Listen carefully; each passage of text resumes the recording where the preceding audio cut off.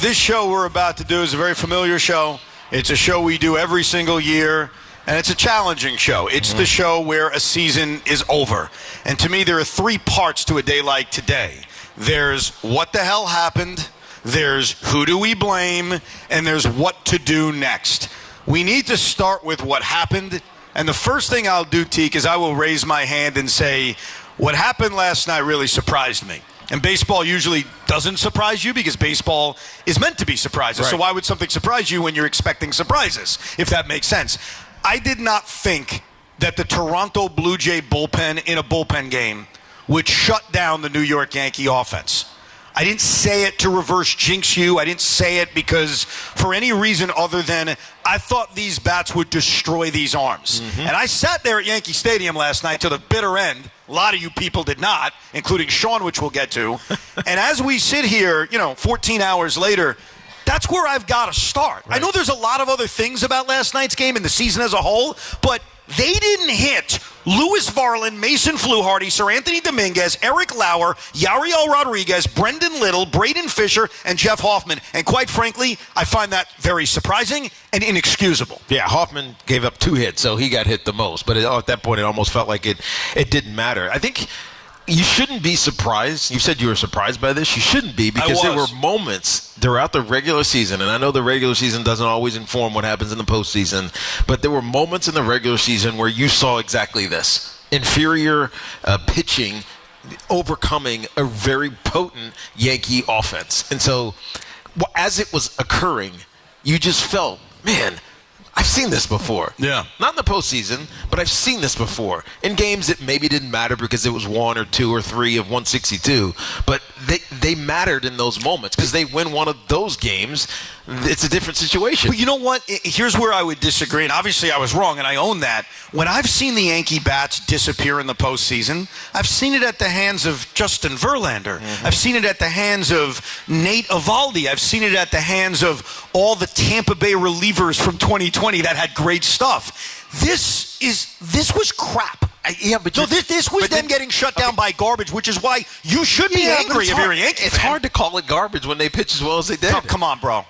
I'm talking about what they've accomplished coming into this. Of course. Look, they're all major leaguers. I get it. There is no excuse for being shut down by a staff like that. Well, Kevin Gausman's one thing. Even Savage is another thing. This can't happen. And it's going to cause that next step, which we'll get to later, about what do you do now, what do you do next, to make it so complicated. Because if your critique on the Yankees was they're bullies and they beat up bad pitching, how do you explain last night? Yeah, but that's not the case. I think the reality is Trent Grisham hit 130. Other than Aaron Judge, everybody else was sub what their regular season average was. So Carlos Stanton, who was fantastic in the regular season, he hit under 200. Chisholm hit under 200, 182. Ben Rice, I guess he was okay. Maybe he should have got the start instead of Goldsmith, but Volpe was what Volpe's been all season long. He was under 200. So all of these guys who we are looking at saying they are going to be the postseason stalwarts for the Yankees, they performed terribly. And so I get that the pitching was bad, but the hitting was bad. No, and that's my lasting image because, look, they lost a best-of-5 series to the Blue Jays, and clearly the first 2 games were about terrible starting pitching. We all get that, terrible bullpen effort. But the lasting image of this series, to me, was getting shut down by the cavalcade of Blue Jay relievers, and you nailed it. Look, Aaron Judge has been exonerated. I mean, he hit 500 in this postseason. Right. Yes, he had the big at-bat in Game 1, but he, I think, kind of made up for it by what he did in Game 3. Like, everybody else in this lineup failed. And you mentioned a lot of the names. Cody Bellinger failed. Trent Grisham failed. Big G failed. They all failed. And the lasting image of why this went wrong is that the offense disappeared against mediocre to bad pitching. Yeah, right. It's almost like they succumbed to, I don't know, the lower expectation that everybody had for them based on what they did in the regular season. The hope was that somebody was going to save them. And the problem in baseball is that when you think that someone's going to save you and that savior doesn't fully come through. Because I think Aaron Judge, you mentioned it, he hit 500 in this series. He had an RBI last night, a couple of hits. You're not faulting Aaron Judge for this, but you almost felt like Aaron Judge needs to be our savior, or Jazz needs to be our savior, or whoever needs to save this moment for us. Sometimes guys aren't ready for their moments. And in Game 3, we saw Judge ready for his moment. He crushed it. It was awesome.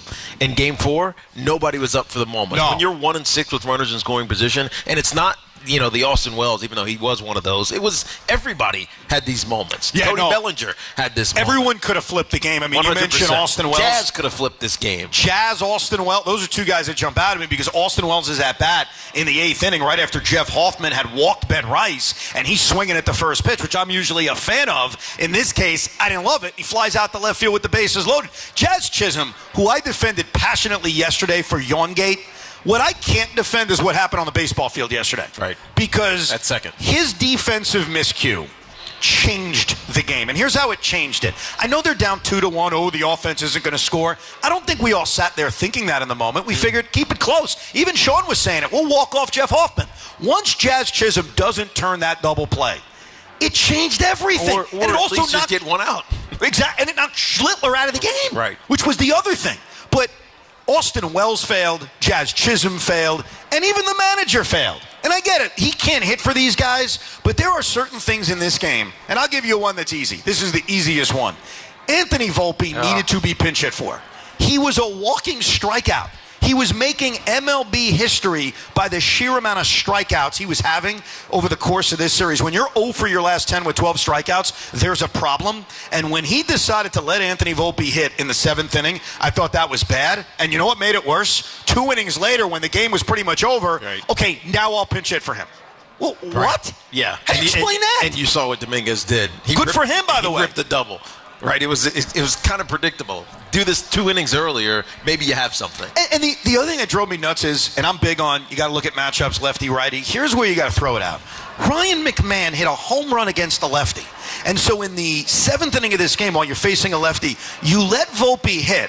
Who gives a crap about his numbers earlier this year? He's over his last 12 with 11 strikeouts. But you pinch hit for Ryan McMahon? So it's not on Boone, it's on everybody. Yeah. But those kinds of things, as I'm sitting there at Yankee Stadium, and the people around me, I think, pretty much agreed with this. I know Shaun was screaming it. You'll get to hear it a little bit later on because I secretly recorded him. Great. Yeah. It didn't help, and it led to this just awful night at Yankee Stadium. Right. How did you feel, Shaun? It was the culmination of a 2025 season that was an organizational failure from top to bottom. And save me that they won games and tied the Blue Jays in record. Everything, if you played 2025 Yankee bingo on how they would be eliminated, came to light. They're falling in love with Anthony Volpe and allowing him to hit, as Evan pointed out.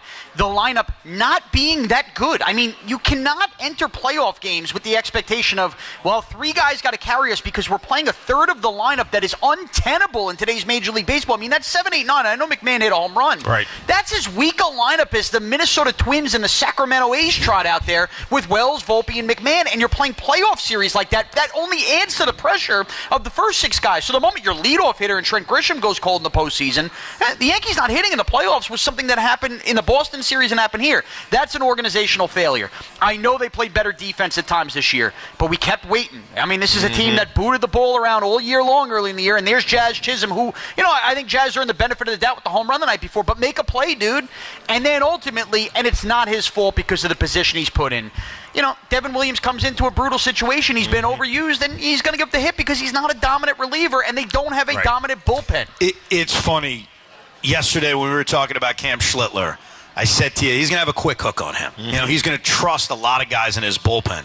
And as we were watching the game in live time, what was so amazing about Schlittler, which is going to be forgotten about, is that the Blue Jays got a lot of hits off him, a lot of singles. Right. It actually fit what they did to him in his 2 previous starts. They made contact. They kept getting the bloops, not the blast. They kept getting the bloops, not the blast. And Cam, for the most part, kept making the big pitch. Right. He worked his way out of every single situation he was in. Exactly, which leads me to that 7th inning when Jazz doesn't turn the double play, and now they've got 1st and 3rd, 1 out, the top of the order coming up.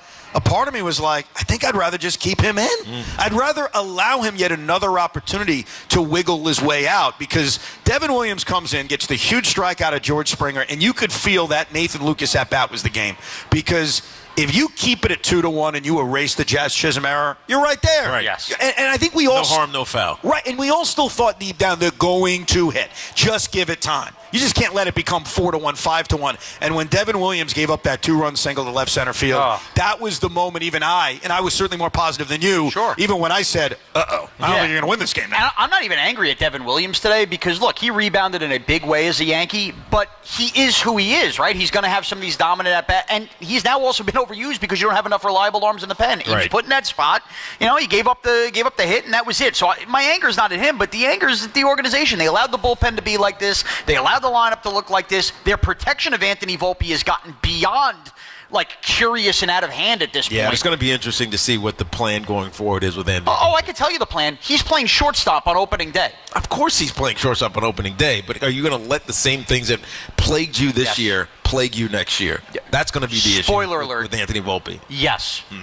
Yes, and that's the problem, which we'll get to in part 3 of his What's Next. Yeah, well, I mean, look, that's what makes today very complicated because there are a group of fans out there right now, and I feel you, who immediately when this thing ends says, on to the next. Who are we getting rid of? Who are we acquiring? And I get it. There's something healthy about that. Let's just move on. Well, it's the easiest thing to do. It is. Instead of dwelling on what happened and something you can't change. You can't change history. No, you're right. It's inaccessible to you, but you can certainly try to at least talk about changes going forward. Absolutely. And then there's the people who want to go back to last night or the week before or this entire season. Even the idea of, hey, if we win one more game, we're playing the Blue Jays, but it's best of 5 at Yankee Stadium. Does that change things? And I don't know if it does. I'm not sure the results are different. But, look, the Yankees and the Blue Jays, and this is another thing I find fascinating, and I know this is not a popular thing to say today, because the easiest thing to say is the Yankees suck, they're overrated, they're not that good, fire Brian Cashman, analytics, Aaron Boone, blah, blah, blah, blah, blah, Blue Jays better. I've heard that a lot. Blue Jays are better, Blue Jays are better, Blue Jays are better. Here's the thing. The Blue Jays weren't better. Over 162 games, they were the same. Yeah. Okay? What the Blue Jays did that I cannot deny, Sean, before you yell at me, I'm not is yelling that today. For whatever reason, when they played each other head-to-head in the regular season and in this series, the Blue Jays would always outplay them. But over the course of 162, when you do have to beat up on bad teams and you do play other good teams, the Yankees were as good, if not better. But for whatever reason, when they faced each other in the regular season, the Blue Jays got the best of it, and it continued in this best-of-5 series. That, to me, doesn't make it definitive the way Derek Jeter said it, the way a lot of Yankee fans are saying, well, they're just better. Are they? You both won 94 games. They're not that much better. You're missing the point. What am I missing? The Blue Jays are a better baseball team. The Yankees are a better on-paper collection of talent. The Blue Jays don't strike out. But they resulted in the same amount of wins as my point, bro. But that's not the point. That's not the point. And this is now a collective theme that many of us, some of which much younger than us, have never seen really good Yankee postseason baseball outside of a run with Juan Soto last year. Right. This is a common theme during the Aaron Boone era of Yankee baseball, which is, you know what? They can get through 162 games where the game is about hitting a lot of home runs and, getting quality starts and, using the bullpen in the right way. Make sure when you play the bad teams, you beat up on them. But the teams that constantly prevail in October, like you're seeing with Toronto now, like you saw with the Braves in their run-up to the World Series, is the high OPS, the high batting average, those teams where it's a lot of high contact, because eventually big power pitching gets the best of big power hitting, and you can't outslug your way to World Series. But the problem with that is, I know the Blue Jays are a contact team more so than the Yankees, so it's easy to say that. But that's what matters, Evan. It does matter. Did the Tigers and Mariners strike out a lot? Yeah. Did the Dodgers strike out a lot last year? It's not an exact science, and you guys are acting like it is. It's not, but when you have 6 guys in scoring position, you come through one time, just getting a bat on ball and getting it in play is important. 333, 529, 333, 438, 400, 643, 267. That's 7 of the 9. Oh, I know. No, they hit a ton. That's 7 of the 9. But I don't know if that's necessarily connected to the strikeout argument. And that's not including George Springer, who was terrible in this series. I get that. Ernie Clement hit 750. My point to you is other teams that are successful, some still playing like Detroit and Seattle, also strike out a lot. The Dodgers last year struck out more than the Yankees. Do you see what I'm saying? It's not this exact science. But cut that on strikeouts simple. It's a complicated thing. It's not just strikeouts, but while the Dodgers might have struck out more, they were still built in a different way where they're also making contact more. You know what I'm saying? All the Yankee contact outs are always hard outs. And everybody, it's a hard out. Look at the exit velocity on Stanton's bat.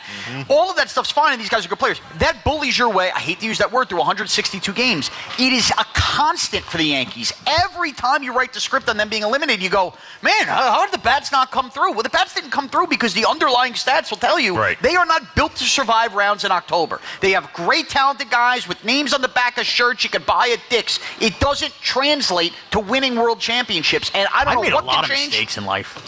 Yeah, great. And in the end, they stunk. Yeah, at the end of the day, they did stink. I mean, there's no denying what happened last night. I'm very surprised by it. Look, I thought the Blue Jays would win this series. I didn't think it would be at Yankee Stadium. I didn't think it would be in 4. It does continue a trend that we brought up throughout the regular season last year and this year, which is odd. When Aaron Boone has home field advantage, the New York Yankees win their series. Yep. When Aaron Boone does not have home field advantage, they lose their series. It's 100% outside of 2020, which you almost throw out because there were no fans in the stands. Right. It's worked perfectly. Home field. Unfortunately. Yeah, which re-emphasizes the regular season. Which they missed out on by a half a game. Think about that. Or they just have to beat the Blue Jays a couple more times. Yes. That's what it comes down to. Beat them one more time and they would have hosted this series. The bottom line is this. The way you get over this misery today is by one simple thing. You get in your car, you park in Concourse A here at American Dream, you come eat, drink, watch us, and get ready for a football game. That's right. That's what you do. You do all of that, just ignore the Giants at night in case they lose. Is that what you're saying? That's fine. Go to Nickelodeon Universe instead. Who cares? They might win. You never know. No, you never know. And we will get into Giants-Eagles. Giant fans, even the Eagle fans that like to listen, football exists. In fact, starting later today and tomorrow, it'll be the only thing that exists until the Knicks start because baseball season in New York is over. We hear from Yankee fans coming up at 888-808-1019. Plus, I do want to defend myself in this regard. It wasn't completely secretive. Shaun had an idea that when we were sitting together at Yankee Stadium last night, that I would take my phone out and record some moments. So, yes, I've got five moments, Tiki. Some moments. Every moment. Well, some moments I was aware of. Oh, you weren't aware? Well, you knew going in that I was going to tape you. It's like being on a reality show. You know you're being taped, so you should be prepared for it. And this is why I don't want to go to games with Evan anymore. Let me just ask you this before we play this next hour. Do I have legal approval to play all of these clips? I think Boomer and Gio took care of that already. Well, I already put that out on social media. I gave them a little nugget, but I'm talking about the other stuff that I didn't release. I have no idea what you got at this point. You know what? Everybody knows who I am. It is what it is. Well, we have exclusive audio of Shaun Morash at Yankee Stadium last night, plus we'll react to what A-Rod and Derek Jeter had to say, and we'll speak to you. It's all live from American Dream, so come on out. We'll be hanging out here until a little bit after 6 o'clock.